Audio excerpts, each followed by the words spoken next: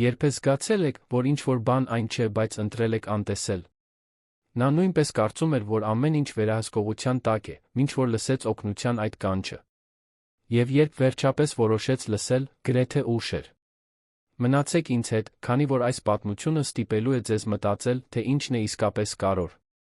Եթե այս պատմությունը ձեզ հետաքրքրեց, մի մոռացեք բաժանորդագրվել մեր ալիքին, ասեք, թե որ քաղաքից եք դիտում, շարունակելով, անձրը ուժգին թափվում էր Երանի սրտում գտնվող Աբովյան բիզնես կենտրոնի 23-րդ հարկի գրասենյակի պատուհաններին։ Նիստերի դահլիճում 16 ղեկավարներ լուր սպասում էին Լոն Ալմասյան Թադոսյանի, այն մարդու վերջնական խոսքին, ով փոքրիկ տեխնոլոգիական ստարտափը միլիարդատերերի կայսրության էր վերածել։ 42 տարեկան Լոնը հայկական հաջողության մարմնացումն էր, քունքերի մազերը մոխրագույն, անթերի կոստյումներ լուրջ, կենտրոնացած ու հեռատես մարդու համբավ։ Այդ հինգշաբթի կեսօրին նա պատրաստվում էր ստորագրել իր կարիերայի ամենակարևոր միաձուլումը, մի համաձայնագիր, որը նրա ընկերությանը կդներ ոլորտի 5 խոշորագույնների շարքում Լատինական Ամերիկայում։ Նրա արջի էկրանին արտացոլված թվերը տպավորիչ էին, գրաֆիկները ցույց էին տալիս էքսպոնենցիալ աճ։ Ամեն ինչ կատարյալ էր։ Ամեն ինչ հաշվարկված էր։ Բայց հետո բջջայինը թրթռաց։ Լոնը արագ նայեց էկրանին։ Անհայտ համար։ Սովորաբար, նա կանտեսեր։ Բայց այդ պահին ինչ-որ բան, թերս կանխազգացում, ստիպեց նրան ներողություն խնդրել պատասխանել զանգին սենյակի անկյունում։ Մյուս կողմի ձայնը թույլ էր, գրեթե շշուկ։ Կանացի ձայն, խեղդված, հուսահատ։ Խնդրում եմ, օրերով չեմ կերել։ Օգնիր ինձ։ Հանիր ինձ այստեղից։ Լոնի սիրտը կանգ առավ։ Նա ճանաչում էր այդ ձայնը։ Ճանաչում էր յուրաքանչյուր ինտոնացիա, յուրաքանչյուր տեմբր։ Դա Մարինեն էր։ Նրա կինը։ Այն կինը, ով տանն էր, 8 ամսական հղի, բացարձակ հանգիստ վիճակում, բժշկի առաջարկությամբ։ Լոն, խնդրում եմ, նա ինձ թույլ չի տալիս դուրս գալ սենյակից։ Ես այլս չեմ կարող։ Երեխան, նա այնքան շատ չի շարժվում, որքան առաջ։ Ես վախենում եմ։ Զանգն ընդհատվեց։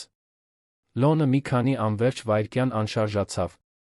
Իր շուրջը ղեկավարները սպասում էին, որ նա կվերադառնա սեղանին։ Պայմանագրերը պատրաստ էին։ Գրիչները հավասարեցված էին։ Բայց հանկարծ, դրանցից ոչ մեկն այլս կարևոր չէր։ Առանց բացատրությունների Լոնը վերցրեց իր պիջակը, դուրս եկավ սենյակից, թողնելով շփոթված հայացքներ, զարմանքի շշուկներ։ Վերելակում նա փորձեց հետ զանգահարել այդ համարին, բայց այն ուղիղ անցնում էր ձայնային փոստին։ Փորձեց զանգել տան ֆիքսված հեռախոսին։ Ոչ ոք չէր պատասխանում։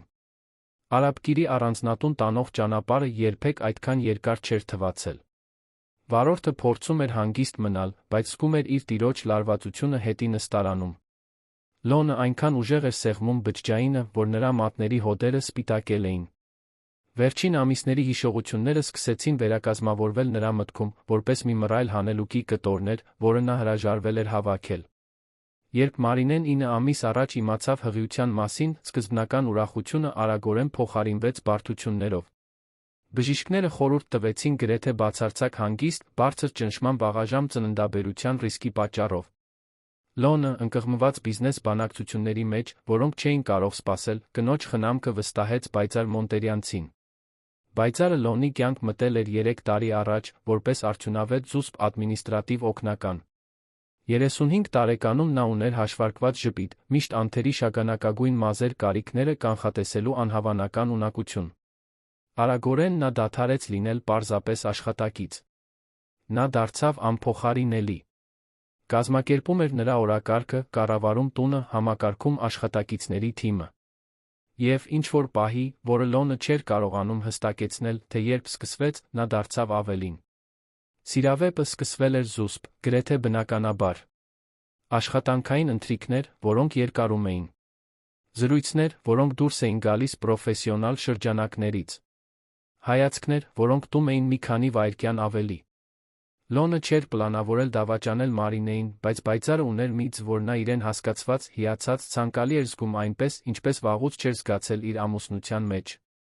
Մարինեն, իր հերթին, միշտ տարբեր էր Լոնի աշխարհում շրջանառվող ամեն ինչից։ Նրանք ծանոթացել էին 6 տարի առաջ Կենտրոն թաղամասի անկախ գրախանութում։ Նա գրականության ուսուցչուհի էր, սիրում էր պոեզիա, ուներ աշխարհայացք, որը հակադրվում էր բիզնեսի սառը պրագմատիզմին։ Լոնը սիրահարվեց հենց դրա համար, այն բանի համար, թե ինչպես էր նա գեղեցկություն տեսնում մանրուքներում, այն բանի համար, թե ինչպես էին նրանց զրույցները նրան դուրս բերում աշխատանքի մեխանիկական առօրյայից։ Նրանք ամուսնացան 2 տարի անց, պարզ արարողությամբ, ընդդեմ նրա ընտանիքի կամքի, ովքեր ակնկալում էին ավելի ռազմավարական միություն նույն սոցիալական շրջանակից ինչ-որ մեկի հետ։ Մարինեն երբեք ամբողջությամբ չհարմարվեց առանձնատան շքեղությանը, անվերջ սոցիալական իրադարձություններին, ֆինանսական շուկայի ներդրումների մասին դատարկ զրույցներին։ Նա պահպանում էր իր գրքերը, իր կամավոր դասերը կարիքավոր համայնքներում, իր սեփական աշխարհը, որը կախված չէր Թադոսյան ազգանունից։ Երբ պայծառը ստանձնեց տան կառավարումը, հղիության ընթացքում զույգի կյանքը հեշտացնելու պատրվակով, Մարինեն չբողոքեց։ Նա հոգնած էր, սրտխառնոց ուներ, անհանգստանում էր երեխայի համար։ Նա ընդունեց օգնությունը։ Նա չէր հասկանում, թե ինչ էր սպասվում։ Լոնը նույնպես չհասկացավ։ Կամ չուզեց հասկանալ։ Գործնական ուղղությունները դարձան ավելի հաճախակի։ Հանդիպումները երկարում էին մինչ ուշ գիշեր։ Պայծառը միշտ ներկա էր, միշտ արդյունավետ, միշտ հասանելի։ Իսկ Մարինեն ավելի ու ավելի էր հեռանում, մեկուսացած սենյակում իր սրտխառնոցներով, ֆիզիկական սահմանափակումներով։ Վերջին 2 ամիսներին Լոնը հազիվ էր տեսնում կնոջը։ Պայծառը տեղեկացնում էր, որ Մարինեն բացարձակ լռության կարիք ունի, որ այցելությունները նրան հոգնեցնում են, որ նույնիսկ երկար զրույցները բարձրացնում են նրա արյան ճնշումը։ Լոնը հավատաց։ Կամ ուզեց հավատալ։ Ի վերջո, պայծառը այնքան նվիրված, այնքան անհանգիստ էր թվում Մարինեի բարեկեցության համար։ Բայց հիմա, արագացնելով Երանի փողոցներով դեպի առանձնատուն, Լոնը սկսում էր հասկանալ այն բանի չափը, ինչ անտեսել էր։ Կտորները տեղն էին ընկնում։ Այն, թե ինչպես էր պայծառը միշտ պատրվակներ գտնում, որ նա չբարձրանա Մարինեի սենյակ։ Ինչպես էր նա պատասխանում տան բոլոր զանգերին։ Ինչպես էին Մարինեի բժիշկները փոխվել առանց նրա իմանալու, թե երբ կամ ինչու։ Ինչպես էր ինքը Մարինեն, կարծես անհետացել նրա կյանքից, առանց նրա որևէ բան անելու, դա կանխելու համար։ Առանձնատան դարպասը ավտոմատ բացվեց։ Այգին անթերի էր, ինչպես միշտ։ Եռահարկ տան հզոր ճակատը ոչինչ չէր բացահայտում իր ներսում կատարվողից։ Լոնը իջավ մեքենայից, մինչ վարորդը լիովին կանգներ, վազեց դեպի գլխավոր մուտքը։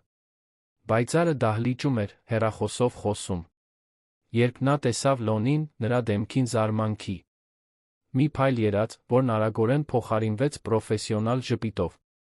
Լոն, չէի սպասում քեզ։ Կարծում էի, ժողովը ավելի ուշ կավարտվի։ Ո՞ր է Մարինեն։ Նրա ձայնը ավելի կոշտ հնչեց, քան մտադրված էր։ Հանգստանում է, ինչպես միշտ։ Դժվար օր է ունեցել, շատ կեղծ կծկումներ։ Բժիշկը ավելի վաղ անցավ խորհուրդ տվեց բացարձակ հանգիստ։ Ո՞ր բժիշկը։ Պայծառը թարթեց աչքերը, վայրկյանի մի մասնիկով տատանվելով։ Դոկտոր Հենրիկը, դուք գիտեք։ Լոնը ոչ մի դոկտոր Հենրիկի չէր ճանաչում։ Նա անցավ նրա կողքով, բարձրացավ աստիճաններով դեպի գլխավոր ննջասենյակը։ Պայծառը հետեց նրան, այժմ ավելի բարձր ձայնով, փորձելով ընդհատել նրան։ Լոն, նա իսկապես պետք է հանգստանա։ Նա չի կարող ուժեղ հույզեր ունենալ հիմա։ Խնդրում եմ, թույլ տվեք ինձ ստուգել, արդյոք նա արթուն է։ Բայց նա արդեն բացել էր դուռը։ Սենյակը մթնշաղի մեջ էր։ Ծանր վարագույրները արգելափակում էին գրեթե ողջ բնական լույսը։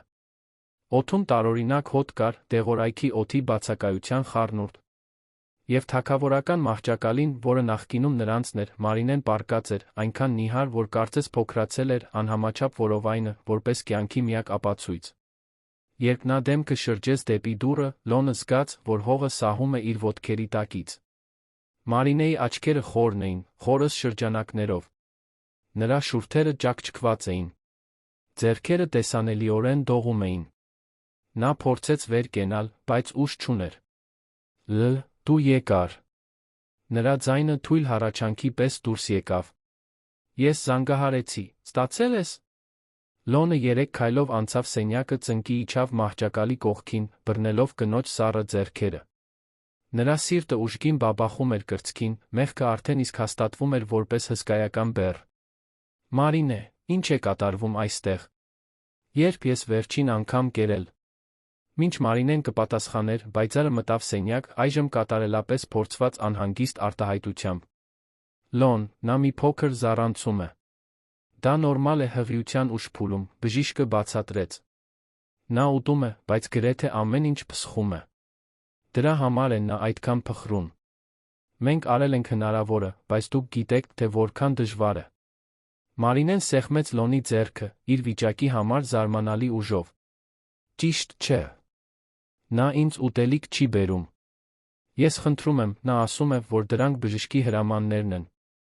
Որ ես շատ ուռած եմ, որ պետք է ծոմ պահեմ։ Ես այնքան եմ քաղցած։ Եվ երեխան, ես չեմ զգում, որ նա շարժվում է, ինչպես առաջ։ Լոնը զգաց, որ զայրույթը բարձրանում է որպես լավա։ Նա շրջվեց դեպի Բայծարը։ Զանգիր բժշկին։ Հիմա։ Մարինեի իսկական բժշկին, դոկտոր Սանտալյանին, ով նրան հետում է սկզբից։ Բայծարը տատանվեց։ Բայց Լոն դոկտոր Սանտալյանին փոխարինեցին, քանի որ նա համաձայն չէր այն բուժման հետ, որը Մարինեին անհրաժեշտ էր։ Դոկտոր Հենրիկը բարձր ռիսկի հղիությունների մասնագետ է։ Զանգիր 2-ին։ Ես ուզում եմ, որ 2-ն էլ այստեղ լինեն կես ժամից։ Եվ ուզում եմ տեսնել բոլոր դեղատոմսերը, բոլոր բժշկական հաշվետվությունները վերջին 2 ամսվա ընթացքում։ Լոն, դու չափազանցնում ես։ Դու Մարինեին ավելի ես նյարդայնացնում։ Դուրս եկ։ Հիմա։ Բայծարի դիմակը 1 վայրկյանով սահեց, բացահայտելով ինչ-որ սառը հաշվարկված բան նրա աչքերում։ Բայց նա արագորեն վերականգնեց իր արտահայտությունը, դուրս եկավ սենյակից, վերահսկվող քայլերով։ Մարինեի հետ մենակ մնալով, Լոնը վերջապես թույլ տվեց արցունքներին գալ։ Նա նրբորեն բռնեց կնոջ դեմքը, կարծես նա ճենապակուց լիներ։ Ներիր ինձ։ Ներիր ինձ, որ չտեսա։ Որ այստեղ չէի։ Որ թույլ տվեցի, որ սա տեղի ունենա։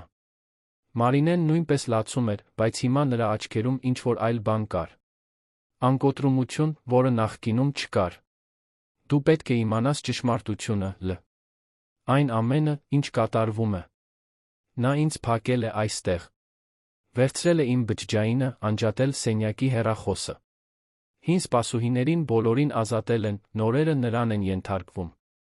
Ես կարողացա քեզ զանգել միայն այսօր, որովհետև նոր մաքրուհիներից մեկը խղճած ինձ թաքուն իր բջջայինը տվեց ինձ։ Բայց Բայծարը բացահայտեց անմիջապես հեռացրեց նրան։ Ինչպես թույլ տվեցի, որ սա տեղի ունենա։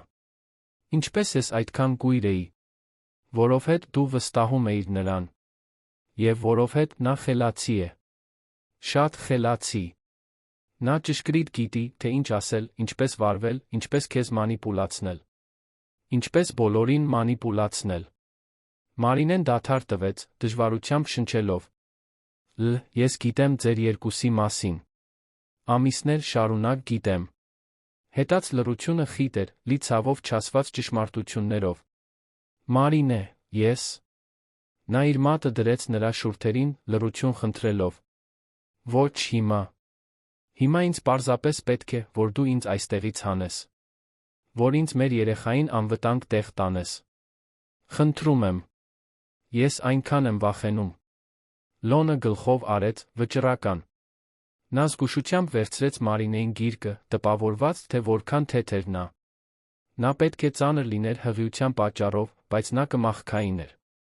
Նա իջավ աստիճաններով, մինչ Մարինեն կառչած էր նրանից, վերջապես իրեն պաշտպանված զգալով ամիսների միայնությունից լքվածությունից հետո։ Բայծարը ներքի հարկում էր, կրկին հեռախոսով։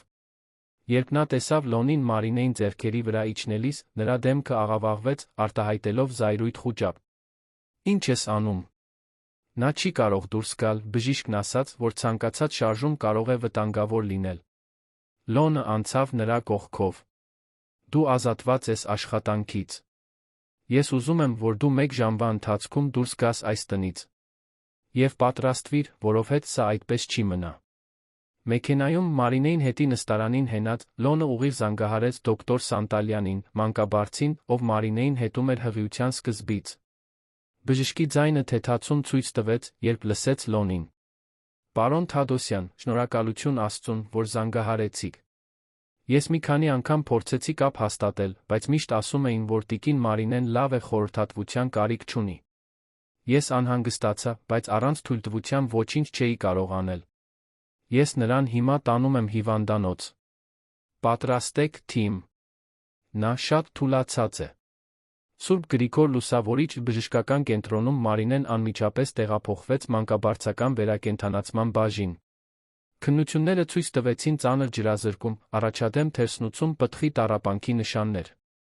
Դոկտոր Սանտալյանը, ավելի քան 30 տարվա կարիերայով, տեսանելիորեն ցնցված էր։ Պարոն Թադոսյան, ձեր կինը ծանր վիճակում է։ Երեխան նույնպես։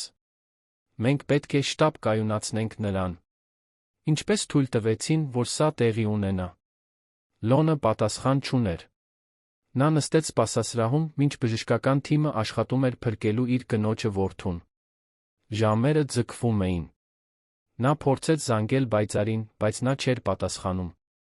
Փորձեց զանգել տուն, բայց ոչ ոք չէր պատասխանում։ Առավոտյան ժամը 3-ին բուժքույրը կանչեց նրան։ Մարինեն կայուն էր, ներերակային լուծույթ սննդանյութեր էր ստանում։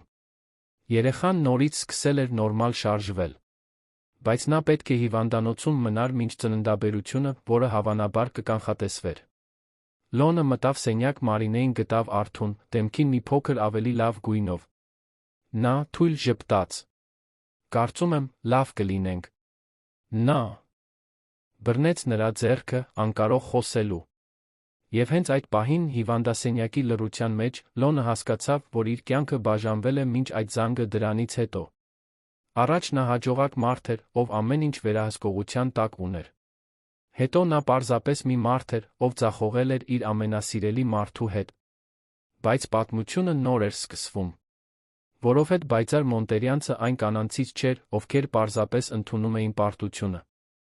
Եվ Լոնը պատրաստվում էր պարզել, թե որքան հեռու էր նա պատրաստ գնալ, պաշտպանելու այն, ինչ համարում էր իրենը։ Հաջորդ առավոտ, երբ Լոնը վերադարձավ առանձնատուն, Մարինեի հագուստներն ու փաստաթղթերը վերցնելու, տունը դատարկ գտավ։ Բայցարը հեռացել էր, բայց ոչ մենակ։ Նա իր հետ տարել էր ֆինանսական փաստաթղթերի ամբողջական թղթապանակներ, պայմանագրեր, անձնական բանկային հաշիվների գաղտնաբառեր։ Գրասենյակի պահարանը բաց էր դատարկ։ Եվ ճաշասենյակի սեղանին Բայցարի կատարյալ ձեռագրով գրված մի գրություն կար. Դու սխալ ընտրություն կատարեցիր, Լոն։ Հիմա կհասկանաս, թե ինչ է նշանակում ինձ թերագնահատել։ Այն ամենը, ինչ մենք միասին կառուցեցինք, այն ամենը, ինչ մենք կիսեցինք, պարզապես չի անհետանա, որովհետև դու որոշեցիր հերոս խաղալ։ Մարինեն հիմա կարող է վերադարձել լինել քո գիրկը, բայց հարցրու նրան, արդյոք նա պատրաստ է ամեն ինչ կորցնել հպարտության համար։ Որովհետև հենց դա է լինելու։ Կհանդիպենք շուտով, սիրելիս։ Սիրով, Բայցար։ Լոնը ուժգին ջմլեց թուղթը, բայց գիտեր, որ դա պատերազմի սկիզբն էր, որին ինքն էր թույլ տվել սկսվել։ Մի պատերազմ, որը կներառեր ոչ միայն փող իշխանություն, այլ իր ընտանիքի արժանապատվությունը գոյատումը։ Եվ այս անգամ նա չէր կարող իրեն թույլ տալ անտեսել նշանները։ Այս անգամ նա պետք է պայքարեր։ Մարինեի հոսպիտալացումից հետո հաջորդող շաբաթները ցավոտ բացահայտումների մրրիկ էին։ Լոնը վարձել էր իրավաբանների թիմ, մասնագիտացած բիզնես ընտանեկան իրավունքի մեջ, ինչպես նա մի մասնավոր հետախույզ, վստահելի գործընկերոջ առաջարկությամբ։ Այն, ինչ նրանք պարզեցին Բայցար Մոնտերյանցի մասին, շատ ավելին էր, քան նա կարող էր պատկերացնել։ Նստած Երանի կենտրոնում գտնվող իրավաբանական գրասենյակում, Լոնը լսում էր զեկույցը, ցնցումի աճող զայրույթի խառնուրդով։ Հետախույզը, Կարլոս Մեդեղյան անունով միջին տարիքի մի տղամարդ, մեկ առ մեկ փաստաթղթեր էր դնում սեղանին։ Պարոն Թադոսյան, Բայցար Մոնտերյանցը ճիշտ այն չէ, ինչ ինքն ասում էր։ Նրա իսկական անունը Բայցար Սանթոս է։ Նա օրինականորեն փոխել է իր ազգանունը 5 տարի առաջ, անմիջապես նախքան ձեզ մոտ աշխատել սկսելը։ Եվ ավելին կա։ Նա ամուսնացած, բարձր եկամուտ ունեցող տղամարդկանց հետ հարաբերությունների պատմություն ունի։ Վերջին 10 տարիների ընթացքում 3 փաստագրված դեպք, միշտ նույն օրինաչափությամբ։ Ինչ օրինաչափություն։ Լոնը հարցրեց, ձայնը լարված։ Նա մոտենում է որպես աշխատակից կամ ծառայություններ մատուցող։ Վստահություն է ձեռք բերում։ Սկսում է արտամուսնական հարաբերություններ։ Եվ հետո սկսում է մանիպուլացնել ֆինանսները, ստեղծելով էմոցիոնալ կախվածություն հասանելիություն արտոնյալ տեղեկատվությանը։ Նախորդ երկու դեպքերում տղամարդիկ ի վերջո ամուսնալուծվեցին իրենց կանանցից, նա ստացավ առատաձեռն ֆինանսական համաձայնագրեր լուր անհետանալու համար։ Երրորդ դեպքում տղամարդը ժամանակին բացահայտեց սխեման, նրան դատի տվեցին, բայց գործը մարվեց արտադատական համաձայնագրով։ Լոնը ձեռքով անցկացրեց դեմքին, հոգնած։ Ինչպես ես չտեսա դա։ Ինչպես ոչ ոք ինձ չզգուշացրեց։ Իրավաբանը, դոկտոր Պատրիսիա Կամպոսյանը, միջամտեց իր ամուր պրոֆեսիոնալ ձայնով։ Պարոն Թադոսյան, բայցարի նման մարդիկ չափազանց հմուտ են համոզիչ կերպարներ ստեղծելու մեջ։ Նա ուսումնասիրել է ձեզ, հասկացել ձեր խոցելի կողմերը, ձեր կարիքները։ Եվ դա շահագործել է հաշվարկված ծով։ Այն, ինչի վրա մենք պետք է կենտրոնանանք հիմա, ձեր ակտիվները պաշտպանելն է տիկին Մարինեի ու երեխայի անվտանգությունը ապահովելը։ Նա շատ բաների մուտք ունի, այնպես չէ՞։ Հետախույզը գլխով արեց, լուրջ։ Նա ուներ անձնական հաշիվների գաղտնաբառերի մուտք, գիտեր ներդրումների մասին, ուներ լիազորագրեր, որոնք դուք ստորագրել էիք, չհասկանալով։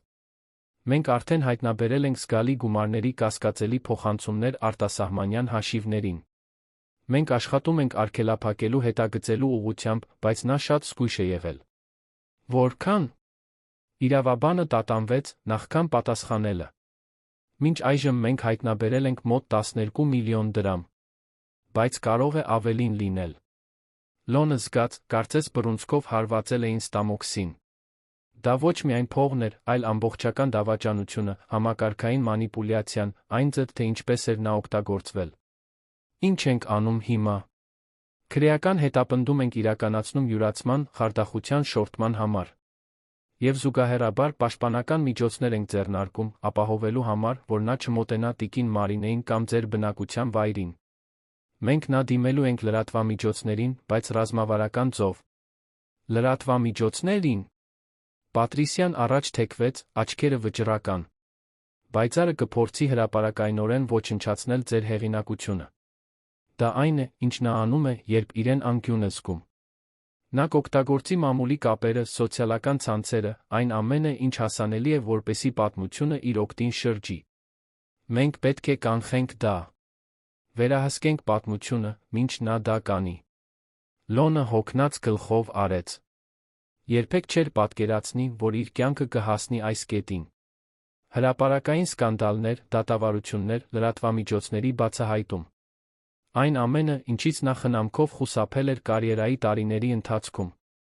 Մինչդեռ հիվանդանոցում Մարինեն ապրում էր իր վերականգնման սեփական ճանապարհը։ Մարմինը լավ էր արձագանքում բուժմանը, բայց հուզական սպիները խորն էին։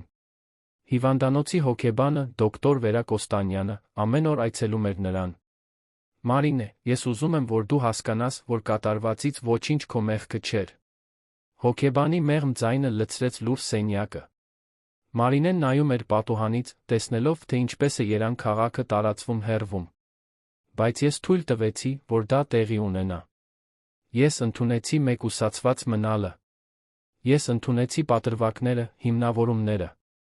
Դու խոցելի էիր, հղի, իրական բժշկական ռիսկի պայմաններում։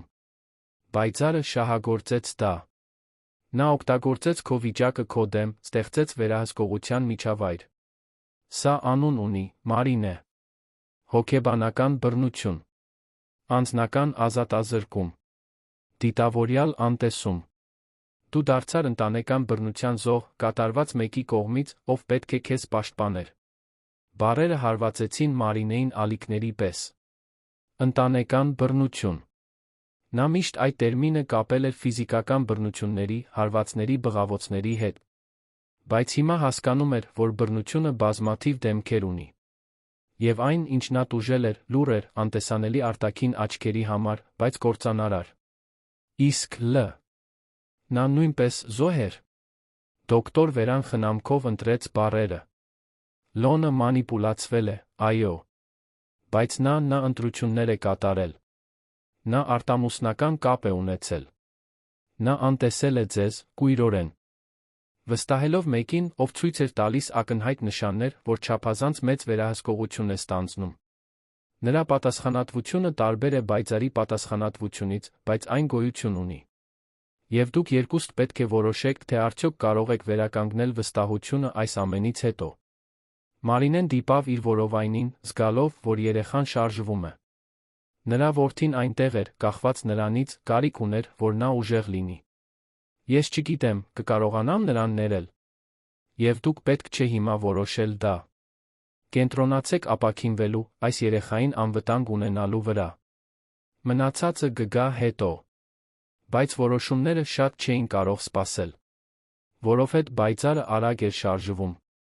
Մարինեի հոսպիտալացումից մեկ շաբաթ անց առաջին հոդվածը հայտնվեց Երանյան էլիտայի մասին հանրաճանաչ բլոգում։ Վերնագիրը սենսացիոն էր, տեխնոլոգիական միլիոնատերը լքում է հիվանդ կնոջը, սիրուհու հետ մնալու համար, ապա վերադառնում զղջացած աշխատակցուհուն մեղադրում գողության մեջ։ Լոնը կարդաց հոդվածը բջջայինով, զգալով, որ լեղին բարձրանում է կոկորդը։ Պատմությունը ամբողջությամբ շրջված էր։ Բայցարը ներկայացվում էր որպես նվիրված աշխատակցուհի, ով օգնել էր զույգին դժվար հղիության ընթացքում անարդարացիորեն մեղադրվել ու ազատվել աշխատանքից, երբ ամուսնությունը ճգնաժամի մեջ էր հայտնվել։ Կային անանուն մեջբերումներ տան ենթադրյալ սպասուհիներից, ովքեր ասում էին, որ Մարինեն հուզականորեն անկայուն էր, որ ինքը, Լոնը, խնդրել էր բայցարին ուշադիր հետել նրան։ Ինչպես նա դա այդքան արագ արեց։ Լոնը հարցրեց հետախույզին հեռախոսով։ Կարլոս Մեդեղյանը հառաչեց։ Նա կապեր ունի։ Մենք արդեն պարզել ենք, որ նա ճանաչում է մի քանի լրագրողների բլոգերների։ Հավանաբար նա արդեն որոշ ժամանակ էր, որ պատրաստում էր այս հակահարձակումը։ Նա պրոֆեսիոնալ է, Լոն։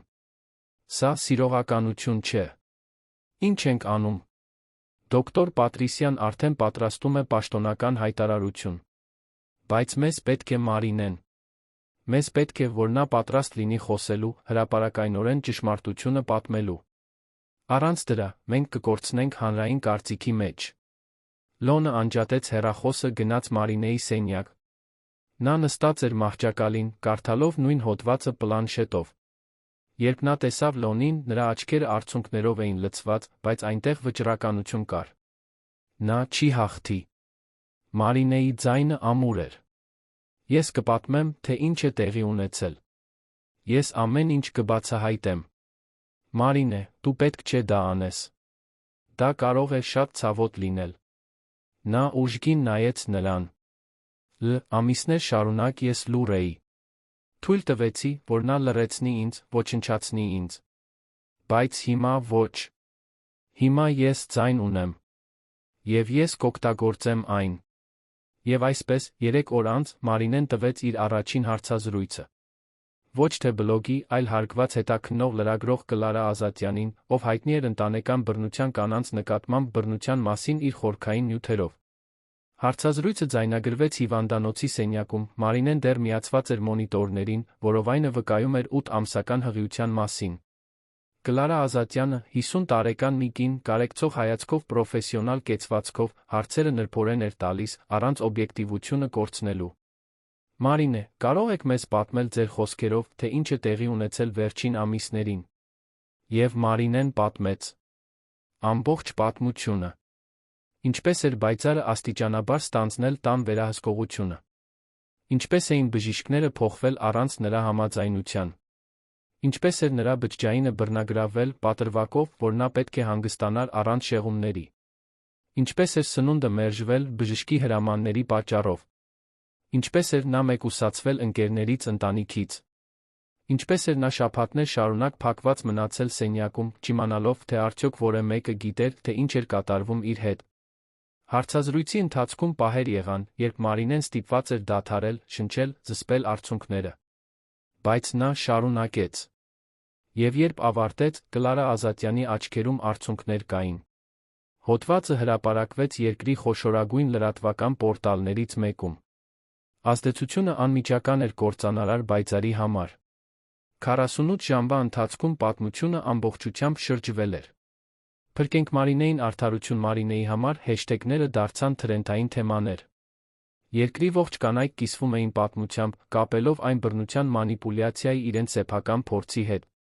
Բայցարը փորձեց պաշտպանվել սոցիալական ցանցերի ուղիղ եթերում, բայց դա աղետ էր։ Նա հայտնվեց կատարյալ դիմահարդարմամբ շքեղ բնակարանում, որը ակնհայտորեն այլս Թադոսյանների առանձնատունը չէր, փորձեց հանգիստ մնալ, ասելով, որ ամեն ինչ թյուրիմացություն էր, որ Մարինեն հուզականորեն փխրուն էր խառնում էր խնամքը վերահսկողության հետ։ Բայց հանրությունը չհավատաց։ Մեկնաբանությունները դաժան էին։ Մարդիկ սկսեցին հայտնաբերել հակասություններ Բայցարի խոսքում, մատնանշելով անհամապատասխանություններ նրա հայտարարություններում։ Նրա անցյալը սկսեց բացահայտվել, երբ նրա նախորդ սխեմաների այլ զոհեր հայտնվեցին, կիսվեցին իրենց սեփական պատմություններով։ Մեկ շաբաթից պակաս ժամանակում Բայցարը մասնավոր չարագործից դարձավ հրապարակային չարագործ։ Բայց նա դեռ ուներ ֆինանսական քարտերը և պատրաստ էր դրանք խաղալու։ Լոնը իր գրասենյակում ստացավ արտադատական ծանուցումը։ Բայցարը պահանջում էր 20 միլիոն դրամ, որպես բարոյական վնասի փոխհատուցում, պնդելով, որ հրապարակայնորեն զրպարտվել է, որ իր հարաբերությունները Լոնի հետ բացահայտվել են առանց իր համաձայնության։ Եթե նա չվճարեր, նա սպառնում էր հրապարակել ընկերության կոմպրոմատային ֆինանսական փաստաթղթեր, բացահայտել նրանց հարաբերությունների մտերմիկ մանրամասները։ Սա մաքուր շորթում է։ Լոնն ասաց իրավաբաններին. Այո, այդպես է։ Եվ մենք դա կօգտագործենք նրա դեմ քրեական գործում։ Բայց մենք պետք է պատրաստ լինենք այն բանին, ինչ նա կարող է հրապարակել։ Լոնը մտածեց մասնավոր զրույցների, էլեկտրոնային նամակների, հաղորդագրությունների մասին։ Մտածեց, թե ինչպես կարող էր այդ ամենն օգտագործվել ոչ միայն իր հեղինակությունը, այլ հնարավոր է իր ընկերությունը ոչնչացնելու համար։ Ես չեմ ենթարկվի շորթմանը։ Թող հրապարակի, ինչ ուզում է։ Ես կդիմակայեմ հետանքներին։ Պատրիսյան թեթակի ժպտաց, գող։ Դա ճիշտ դիրքորոշումն է։ Որովհետև եթե դուք ենթարկվեք, նա ավելին կպահանջի։ Այդպես են գործում մանիպուլյատորները։ Երբեք բավարար չէ։ Եվ հենց դա էլ արեց Բայցարը։ Նա հրապարակեց խմբագրված էլեկտրոնային նամակներ, համատեքստից դուրս զրույցներ, փորձելով ցույց տալ, որ Լոնը պլանավորել էր ամուսնալուծվել Մարինեից մնալ իր հետ, որ խոստացել էր ամուսնություն միասին կյանք։ Նա փորձեց իրեն ներկայացնել որպես սիրահարված կին, ով օգտագործվել դեն է նետվել։ Բայց այդ ժամանակ հանրությունը արդեն հոգնել էր նրա պատմություններից։ Եվ ավելի կարևոր է, Մարինեն շարունակում էր խոսել։ Երկրորդ հարցազրույցում, այս անգամ մեծ լսարան ունեցող հեռուստահաղորդման համար, Մարինեն խոսեց ոչ միայն այն մասին, թե ինչ էր տուժել, այլ Բայցարի նման կանանց վարքի օրինաչափության մասին։ Նա խոսեց մանիպուլյացիայի նշանները ճանաչելու, խոցելի կանանց պաշտպանելու, բռնարար վարքագծերը չնորմալացնելու կարողության մասին, նույնիսկ երբ դրանք գալիս են այլ կանանցից։ Եթե դուք ապրեիք այս պատմության մեջ, ինչ կընտրեիք միլիոնատիրոջ ճանապարհի վերաբերյալ։ Մարինեն ուղղակիորեն հարցրեց տեսախցիկներին. Կներեիք։ Երկրորդ հնարավորություն կտայիք։ Թե միայնակ կշարունակեիք առաջ, վստահելով միայն ինքներդ ձեզ։ Ես դեռ չգիտեմ իմ պատասխանը։ Բայց գիտեմ, որ ցանկացած ընտրություն, որ ես կանեմ, իմը կլինի, ոչ ոքի ուրիշի։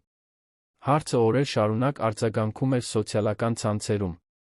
Հազարավոր մարդիկ մեկնաբանեցին, կիսվեցին իրենց սեփական փորձով, քննարկեցին ներման, պատասխանատվության, նոր սկիզբների մասին։ Մարինեն, առանց ցանկության, խորհրդանիշ էր դարձել։ Ոչ միայն զոհի, այլ դիմադրության։ Մի կնոջ, ով նույնիսկ կոտրված, ուժ գտավ ոտքի կանգնելու խոսելու համար։ Եվ մինչդեռ երեխան շարունակում էր աճել նրա որովայնում, անտարբեր իր շուրջը կատարվող փոթորկին, սպասելով ճիշտ պահին, որպեսզի գա աշխարհ, որը իր մայրը փորձում էր մի փոքր ավելի անվտանգ դարձնել իր համար։ Լոնը իր հերթին կանգնած էր իր սեփական մարտերի առջ։ Աշխատանքում նա կորցրել էր այն միաձուլումը, որը բանակցում էր այդ ճակատագրական օրը։ Որոշ բիզնես գործընկերներ հեռացան, անհարմար զգալով սկանդալից։ Բայց ուրիշներ մոտեցան, աջակցություն առաջարկելով։ Եվ հետաքրքիր է, որ նրա հրապարակային խոցելիությունը մարդկայնացրել էր նրա կերպարը։ Նա այլևս պարզապես սառը հաշվարկող գործարար չէր։ Նա մի մարդ էր, ով սխալներ էր թույլ տվել, ով վճարում էր դրանց համար, ով փորձում էր ճիշտը անել։ Մի երեկո հիվանդանոցում Մարինեի մահճակալի կողքին նստած, նա վերջապես ասաց այն բառերը, որոնք շաբաթներ շարունակ փորձում էր ձավորել։ Ես չգիտեմ, երբեք կկարողանաս ինձ ներել։ Ես չգիտեմ, արդյոք արժանի եմ ներման։ Բայց ուզում եմ, որ դու իմանաս, որ ես իմ կյանքի մնացած մասը կանցկացնեմ, փորձելով լինել այն մարդը, որին դու արժանի էիր, որ ես լինեի սկզբից։ Ոչ թե երեխայի համար, ոչ թե հասարակության համար, ոչ թե հրապարակային կերպարի համար, այլ քո համար։ Որովհետև դու արժանի ես դրան շատ ավելին։ Մարինեն երկար նայեց նրան։ Նրա դեմքը հիմա ավելի լի էր, գույնը վերադարձել էր, աչքերն այլս խորը չէին։ Նա ապաքինվում էր, վերադառնալով իրեն։ Բայց ինչ-որ այլ բան էլ կար։ Մի ուժ, որը նախկինում չկար։ Իր սեփական արժեքի գիտակցում, որը ձավորվել էր տառապանքի կրակի մեջ։ Ես ուզում եմ, որ դու հասկանաս մի բան։ Ես կարող եմ քննարկել վստահությունը վերականգնելը, կարող եմ քննարկել նոր սկիզբը։ Բայց այն նախկինի պես չի լինի։ Ես չեմ վերադառնա լուռ կին լինելուն, ով ամեն ինչ ընդունում է։ Ես այլս չեմ հրաժարվի իմ ձայնից։ Եթե մենք միասին մնանք, դա պետք է լինի որպես հավասար գործընկերներ։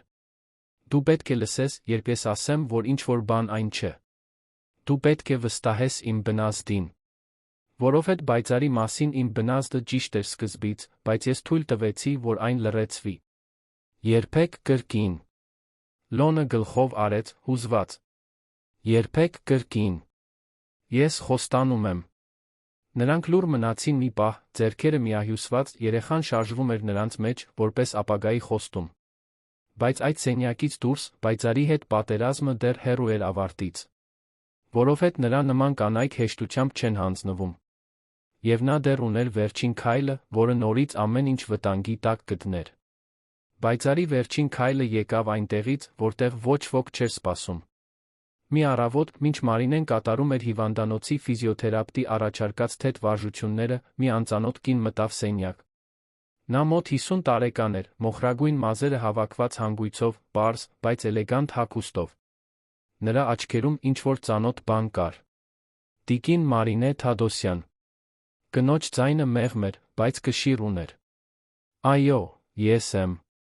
Կարող եմ օգնել ձեզ։ Կինը տատանվեց դռան մոտ, կարծես քաջություն էր հավաքում։ Իմ անունը Սելիա Մոնտերյանց է։ Ես պայծառի մայրն եմ։ Մարինեն զգաց, որ սիրտը արագանում է։ Բնազդաբար նրա ձեռքը գնաց մահճակալի կողքի շտապ օգնության կոճակին, բայց այդ կնոջ դեմքին ինչ-որ բան ստիպեց նրան դադարել։ Այնտեղ տխրություն կար։ Եվ ամոթ։ Խնդրում եմ, մի վախեցեք։ Ես այստեղ չեմ եկել նրան պաշտպանելու կամ ձեզ վրա հարձակվելու համար։ Ես եկել եմ, որովհետև ինձ պետք է, որ ինչ-որ մեկը հասկանա, թե ով է իմ աղջիկը իրականում։ Եվ ես պետք է ձեր ներողամտությունը խնդրեմ։ Մարինեն ժեստ արեց դեպի մահճակալի կողքի աթոռը։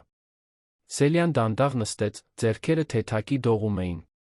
Պայծառը իմ միակ աղջիկն է։ Ես նրան մենակ եմ մեծացրել այն բանից հետո, երբ հայրը լքեց մեզ, երբ նա 5 տարեկան էր։ Նա մեզ ոչինչ չթողեց, փախավ ավելի երիտասարդ կնոջ հետ, երբեք ալիմենտ չվճարեց, երբեք հետ չնայեց։ Ես շատ եմ աշխատել նրան լավ կրթություն, հնարավորություններ տալու համար, որոնք ես երբեք չեմ ունեցել։ Սելիան դադար տվեց, կուլ տալով։ Բայց ճանապարհի ինչ-որ պահի նա սովորեց սխալ դասերը։ Նա տեսնում էր ինձ պայքարելիս, 3 աշխատանքում աշխատելիս, նա եզրակացրեց, որ խնդիրն այն էր, որ ես չափազանց ազնիվ էի։ Որ իմ նման կանայք ավարտում էին հոգնած ու աղքատ։ Նա որոշեց, որ այդպես չի լինի։ Որ կօգտագործի իր գեղեցկությունը, իր խելքը ստանալու այն, ինչ ուզում էր։ Եվ դուք փորձեցիք կանխել։ Փորձեցի։ Աստված գիտի, որ փորձեցի։ Երբ նա սկսեց առաջին ամուսնացած տղամարդու հետ, ես վիճեցի նրա հետ, աղաչեցի, որ դադարեցնի։ Բայց նա ինձ ասաց, որ ես թույլ եմ, որ չեմ հասկանում իրական աշխարհը։ Մենք տարիներով հեռացանք։ Մենք կրկին կապ հաստատեցինք միայն երբեմն, երբ նրան ինչ-որ բան էր պետք, կամ երբ ես պնդում էի։ Ինչու եք ինձ դա պատմում։ Սելիան ուղիղ նայեց Մարինեի աչքերին, դրանցում զսպված արցունքներ կային։ Որովհետև ես տեսա ձեր տված հարցազրույցը։ Ես տեսա, թե ինչ արեց իմ աղջիկը ձեզ հետ։ Եվ ես տեսա իմ սեփական արտացոլանքը ձեր տառապածի մեջ։ Ես նույնպես լրացվեցի, նույնպես անտեսանելի դարձա մի տղամարդու կողմից, ով երդվեց սիրել ինձ։ Եվ երբ տեսա, որ իմ աղջիկը դարձել է հենց այնպիսի մարդ, ով ավերեց մեր ընտանիքը, հասկացավ, որ ինչ-որ կերպ ձախողել եմ նրան։ Բայց նա հասկացավ, որ չեմ կարող փոխել, թե ով է նա ընտրել լինել։ Ես կարող եմ միայն փորձել մի փոքր վերականգնել վնասը։ Ինչպե՞ս։ Սելիան պայուսակից ծրար հանեց։ Սրա մեջ փաստաթղթեր կան, որոնք կարող են օգնել ձեզ բայցարի դեմ դատավարության մեջ։ Դրանք բանկային հաշիվներ են, որոնք նա պահում է իմ անունով, ներդրումային վկայագրեր, որոնք նա խնդրել է ինձ ստորագրել, առանց ինձ ճիշտ հասկանալու։ Ես գիտեմ, որ նա օգտագործել է իմ ինքնությունը, փող թաքցնելու համար։ Դա ճիշտ չէ։ Եվ ես այլս չեմ կարող հանցակից լինել։ Մարինեն դողացող ձեռքերով վերցրեց ծրարը։ Այն ծանր էր։ Դուք գիտեք, թե ինչ է դա նշանակում։ Ձեր աղջիկը կարող է բանտ ընկնել։ Ես գիտեմ։ Եվ դա ինձ ոչնչացնում է։ Բայց նա պետք է դիմակայի հետանքներին։ Որովհետև եթե հիմա չդիմակայի, նա կշարունակի կործանել կյանքեր։ Ներառյալ իր սեփականը։ Նա երջանիկ չէ, տիկին Մարինե։ Երբեք չի եղել։ Ապրում է մի դատարկության հետից վազելով, որը երբեք չի կարող լցնել։ Սելիայի հեռանալուց հետո Մարինեն երկար րոպեներ մենակ մնաց ծրարի հետ, մինչ Լոնին կանչելը։ Երբ նա եկավ, Մարինեն ամեն ինչ պատմեց։ Նրա մայրը եկել էր այստեղ։ Իր իսկ աղջկա դեմ ապացույցներ էր բերել։ Լոնը ուշադիր ուսումնասիրեց փաստաթղթերը, աճող ուշադրությամբ։ Սա ամեն ինչ փոխում է։ Այս հաշիվներով մենք կարող ենք հետագծել ողջ գումարը։ Ապացուցել նախապատրաստումը, պլանավորված սխեման։ Նա նայեց Մարինեին։ Ինչպես ես զգում քեզ դրա հետ կապված։ Մարինեն հառաչեց, նայելով պատուհանից։ Տարօրինակ։ Իմ մի մասը վրեժ է ուզում է տեսնել, թե ինչպես է նա վճարում ամեն ինչի համար։ Բայց մյուս մասը խղճում է։ Ես պատկերացնում եմ 5 տարեկան աղջկան, ով տեսնում է, թե ինչպես է հայրը հեռանում, մեծանում է այդ վերքով։ Դա չի արդարացնում այն, ինչ նա արեց, բայց բացատրում է։ Դու ավելի մեծ սիրտ ունես, քան նա արժանի է։ Մարինեն թեթակի ժպտաց։ Խոսքը նրա արժանիքի մասին չէ։ Խոսքը այն մասին է, թե ով եմ ես ընտրում լինել։ Եվ ես չեմ ուզում, որ ատելությունը սահմանի ինձ։ Ես ուզում եմ արդարություն, այո։ Բայց չեմ ուզում դառնալ դառնորեն նրա պատճառով։ Հաջորդ օրերին իրավաբանները գիշերուց ցերեկ աշխատեցին նոր ապացույցների հետ։ Նրանք հետագծեցին միջազգային փոխանցումներ, ուրվական հաշիվներ, շեղված գումարներով կատարված ներդրումներ։ Բայցարի սխեման շատ ավելի մանրամասն էր, քան նրանք պատկերացնում էին։ Նա պարզապես օպորտունիստ չէր։ Նա բարդ ֆինանսական հանցագործ էր։ Ոստիկանությունը ակտիվացվեց։ Հաշիվների արգելափակման հրամաններ տրվեցին։ Եվ վերջապես, ձերբակալման օրթեր։ Բայցարը ձերբակալվեց Գյումրիի 5 աստղանի հյուրանոցում, որտեղ նա թաքնված էր կեղծ անունով։ Ձերբակալման կադրերը ցուցադրվեցին բոլոր լուրերում։ Նա դուրս էր գալիս ձեռնաշղթաներով, առանց կատարյալ դիմահարդարման, առանց հաշվարկված ժպիտի։ Առաջին անգամ նա պարզապես մարդ էր թվում։ Խոցելի։ Վախեցած։ Մարինեն դիտում էր հեռուստացույցի կադրերը հիվանդանոցից, զգալով բարդ հույզերի խառնուրդ։ Թեթացում։ Տխրություն։ Եվ ինչ-որ բան, որը ժամանակ պահանջեց նույնականացնելու համար, կարեկցանք։ Լոնը նրա կողքին էր։ Վերջացավ։ Նա այլս չի կարող քեզ վնասել։ Մարինեն գլխով արեց, բայց նրա խոսքերը անսպասելի էին։ Ես ուզում եմ այցելել նրան։ Բանտում։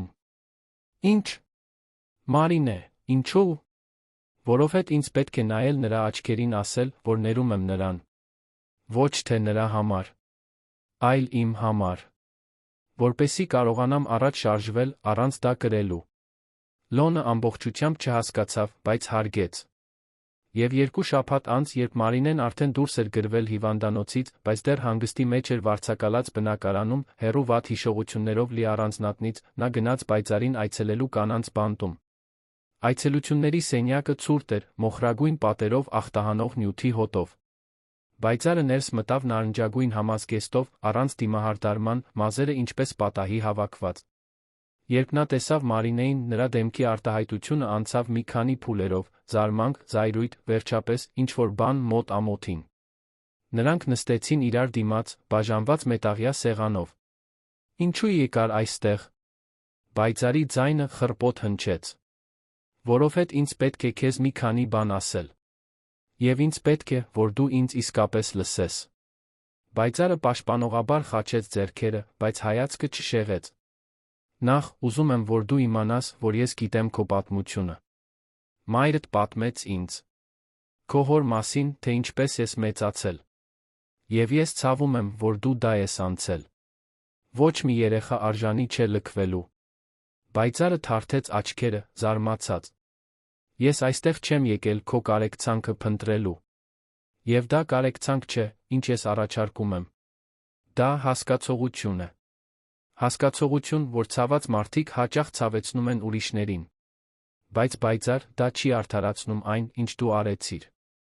Լոնի հետ, ինձ հետ, ուրիշների հետ մեզանից առաջ։ Դու ընտրեցիր մանիպուլյացիայի դաժանության ճանապարհը։ Եվ դրանք քո ընտրություններն էին»։ Մարինեն խորը շունչ քաշեց, նախքան շարունակելը։ «Դու գրեթե սպանեցիր ինձ։ Գրեթե սպանեցիր իմ երեխային։ Եվ երկար ժամանակ ես այնքան ատելություն էի կրում քո նկատմամբ, որ այն ինձ ներսից էր սպառում։ Բայց այսօր ես եկել եմ այստեղ, ասելու քեզ, որ ես քեզ ներում եմ։ Ոչ թե որովհետ դու արժանի ես կամ խնդրել ես, այլ որովհետ ես արժանի եմ ապրելու ազատ այդ բեռից»։ Բայձարը երկար ժամանակ լուռ մնաց։ Երբ վերջապես խոսեց, նրա ձայնը կոտրված էր։ «Դու չես հասկանում։ Դու երբեք չես հասկանա, թե ինչ է նշանակում նայել քո Լոնի նման մարդկանց իմանալ, որ երբեք չես ունենա դա։ Երբեք իսկապես չես սիրվի։ Միշտ կլինես դրսից ներս նայողը։ Բայց դու կարող էիր ունենալ դա, Բայձար։ Եթե ընտրեիր ճշմարիտ լինել, ազնիվ լինել։ Եթե ձգտեիր կառուցել, ոչնչացնելու փոխարեն։ Դու խելացի ես, ընդունակ, խարիզմատիկ, երբ ուզում ես։ Դու կարող էիր ունենալ այդ ամենը օրինական ճանապարհով։ Բայձարը դառնորեն ծիծաղեց։ Դու միամիտ ես։ Աշխարհն այդպես չի աշխատում։ Իմ նման մարդիկ չեն հաղթում ազնիվ լինելով։ Եվ տես, թե ուր է քեզ հասցրել անազնիվ լինելը։ Մարինեն ժեստ արեց շուրջը գտնվող սենյակին։ Դու մենակ ես, բանտարկված, ոչինչ չունես։ Մինչդեռ ես, նույնիսկ այն ամենից հետո, ինչ անցել եմ, երեխա ունեմ, մարդիկ կան, ովքեր սիրում են ինձ, կյանք ունեմ առջում։ Այնպես որ, ասա ինձ, ով իսկապես հաղթեց։ Բայձարը պատասխան չուներ։ Նրա ձեռքերը թեթակի դողում էին սեղանին։ Մարինեն վեր կացավ հեռանալու համար։ Ես հույս ունեմ, որ դու այստեղի ժամանակը կօգտագործես իսկապես ինքդ քեզ նայելու համար։ Հասկանալու, թե ինչու ես կատարել այն ընտրությունները, որ կատարել ես։ Եվ երբ դուրս գաս, հույս ունեմ, որ կընտրես այլ ճանապարհ։ Ոչ թե իմ կամ Լոնի համար, այլ քո համար։ Որովհետ դու արժանի ես խաղաղության, Բայձար։ Մենք բոլորս արժանի ենք։ Երբ Մարինեն դուրս եկավ բանտից, զգաց, կարծես հսկայական բեռ էր վերցվել իր ուսերից։ Լոնը սպասում էր դրսում, անհանգիստ։ Ինչպես անցավ։ Անհրաժեշտ էր։ Նա նայեց նրան։ Եվ հիմա ես իսկապես կարող եմ առաջ շարժվել։ Հաջորդ ամիսները վերակառուցման էին։ Բայձարի դատավարությունը արագ էր, ապացույցները ճնշող։ Նա դատապարտվեց 5 տարվա ազատազրկման, յուրացման, խարդախության այլ ֆինանսական հանցագործությունների համար։ Նա ստիպված էր վերադարձնել ողջ շեղված գումարը, թե դրա մեծ մասը երբեք չվերականգնվեց։ Լրատվամիջոցները լայնորեն լուսաբանեցին գործը, բայց Մարինեն Լոնը դիտավորյալ հեռացան ուշադրության կենտրոնից։ Նրանք կենտրոնացան այն բանի վրա, ինչն իսկապես կարող էր պատրաստվել երեխայի ժամանմանը։ Մարինեն ընտրեց չվերադառնալ առանձնատուն։ Այդ վայրը շատ վատ հիշողություններ ուներ։ Փոխարենը, նա Լոնը վաճառեցին գույքը գնեցին ավելի փոքր, ավելի հարմարավետ տուն Երանի հանգիստ թաղամասում։ Դա մի տուն էր, որը նրանք միասին ընտրեցին, առանց անցյալի ուրվականների։ Զույգերի թերապիան հիմնարար էր։ Շաբաթական նիստ էր, որտեղ նրանք բացահայտում էին հին վերքերը, դիմակայում ցավոտ ճշմարտություններին, սովորում ազնիվ շփվել։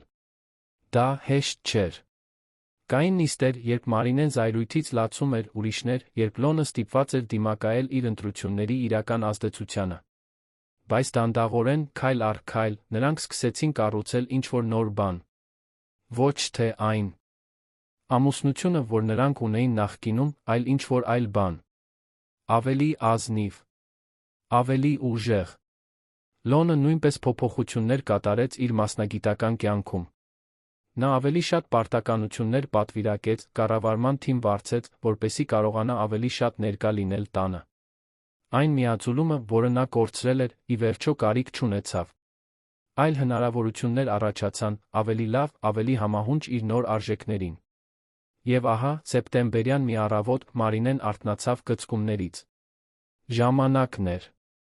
Ծննդաբերությունը երկար տեց, 18 ժամ ծննդաբերություն, որը փորձեց նրա ֆիզիկական հուզական ուժը։